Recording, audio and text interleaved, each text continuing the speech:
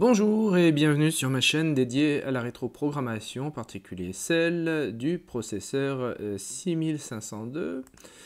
Le tuto langage machine facile pour les nuls sur 6502 se poursuit avec aujourd'hui un tuto numéro 14 sur les rotations et décalages de bits. Nous allons apprendre à utiliser les instructions effectuant des rotations de bits avec les instructions ROR et ROL, et des décalages de bits avec ASL et LSR.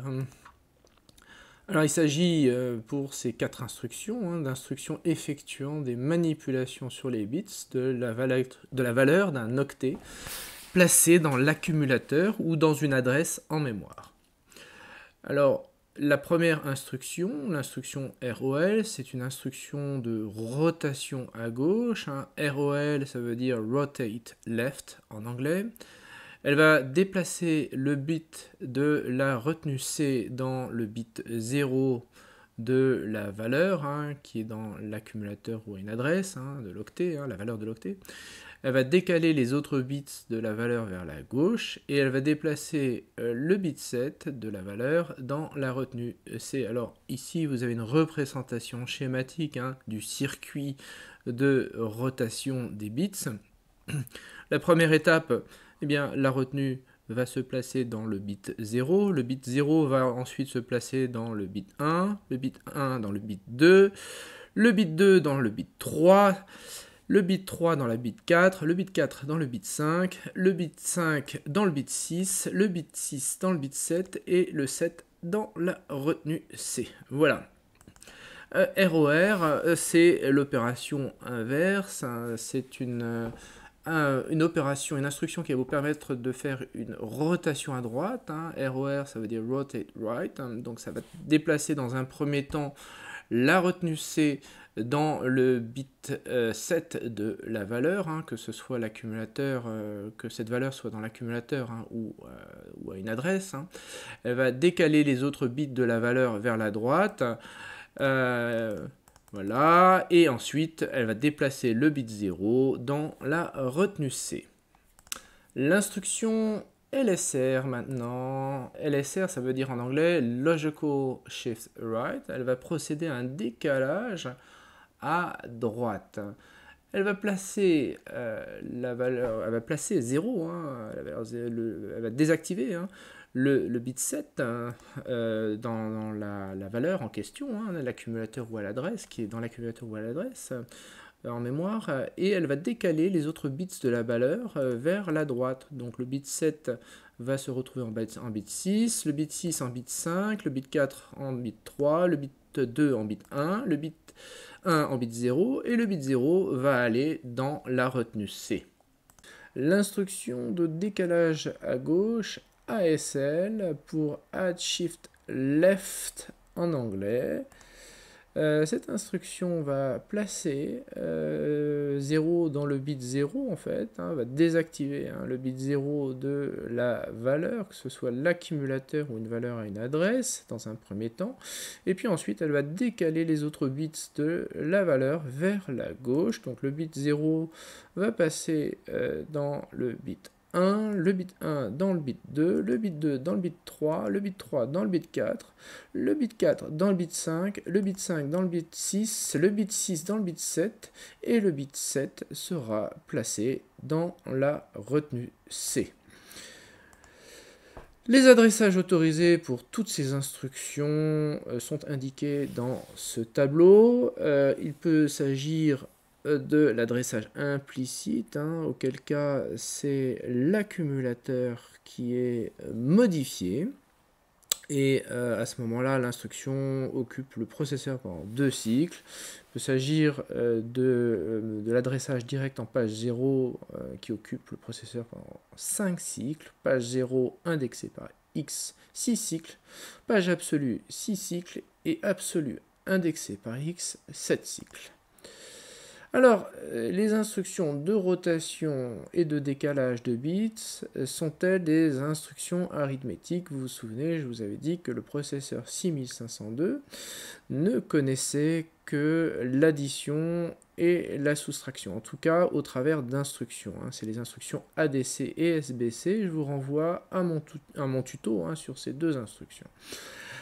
Alors, LSR va procéder à un décalage de bits d'un octet vers la droite, et ça va vous permettre de diviser la valeur de l'octet par 2. Et le reste, le reliquat de 0,5, sera éventuellement placé dans la retenue C. ASL, c'est l'instruction opposée, elle décale les bits d'un octet vers la gauche et elle va vous permettre de multiplier par 2 la valeur de l'octet jusqu'à 255, c'est la valeur maximale, vous vous souvenez. En revanche, pour les deux instructions roll et roar, je suis un petit peu plus sceptique.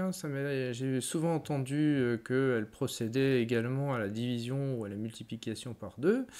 Eh bien, elles décalent les bits, on est d'accord, mais elles utilisent la retenue C.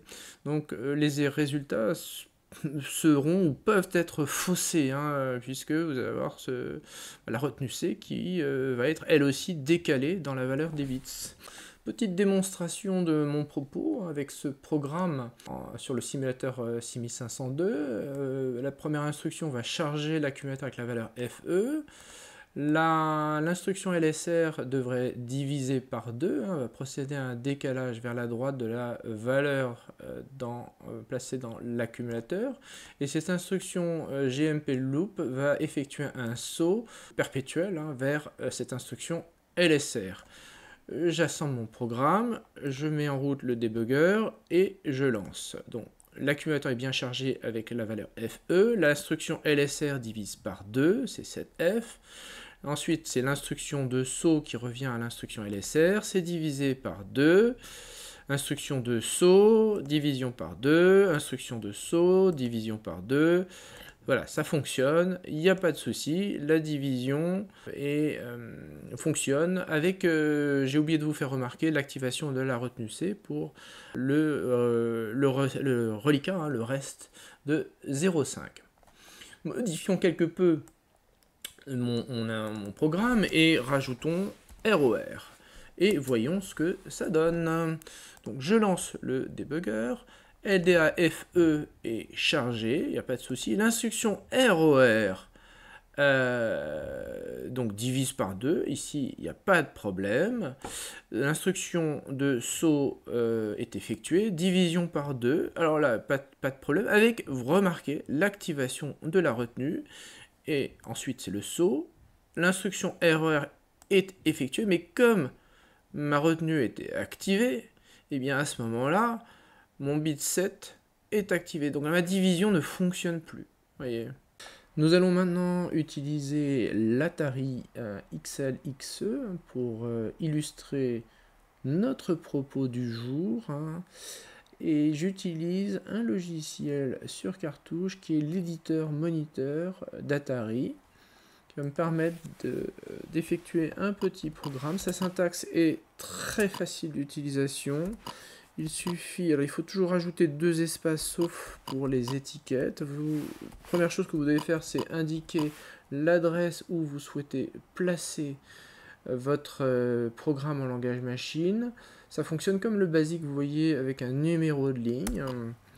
Donc 20, si je fais ensuite 20, je fais start.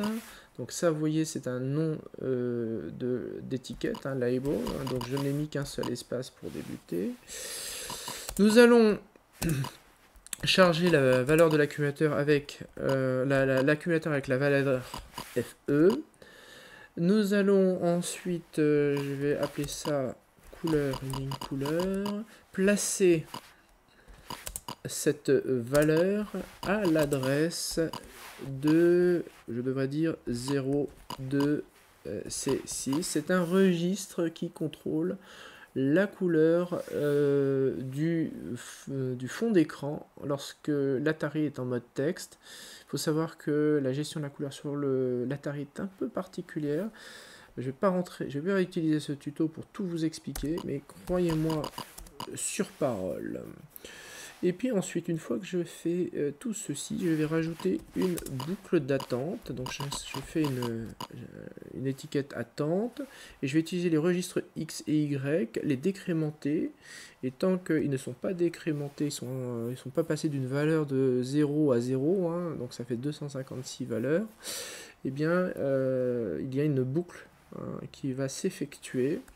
Donc je vais faire 70 DEX, 80 BNE attente, et je vous montre à quoi ressemble mon programme. Voilà, je vais maintenant faire exactement la même chose avec Y, hein, DEY, et 90, nous allons faire un 100, et nous allons faire un BNE, toujours attente, voilà.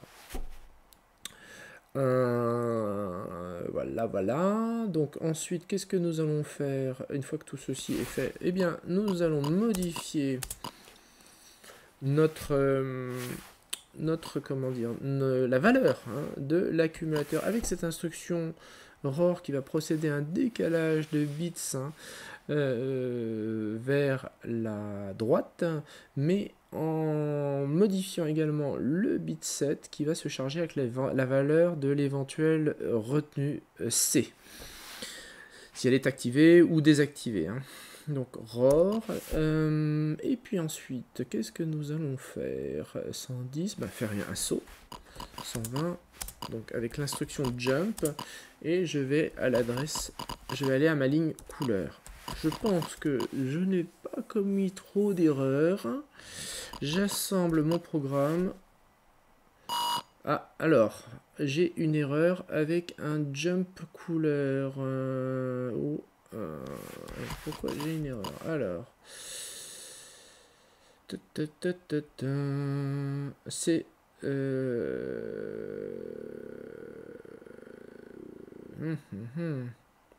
c'est ma ligne 120 qui pose un problème.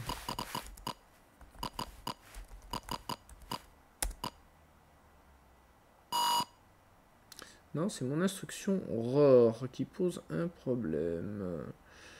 Alors.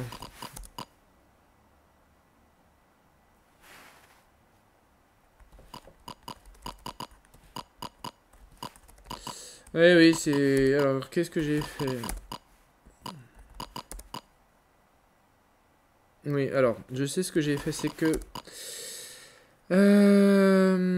Alors, je suis obligé de faire un... Je crois que c'est ROR A. L'instruction.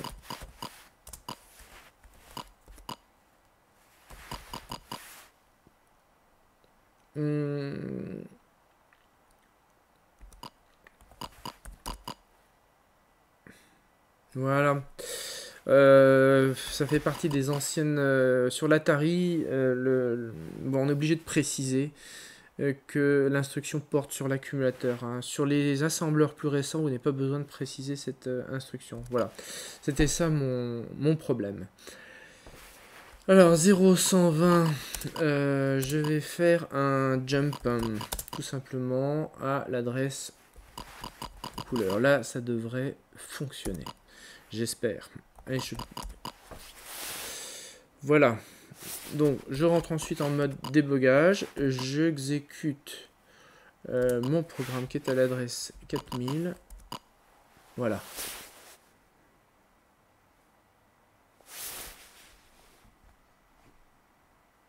La vidéo est terminée. J'espère qu'elle vous a plu et je vous dis à bientôt.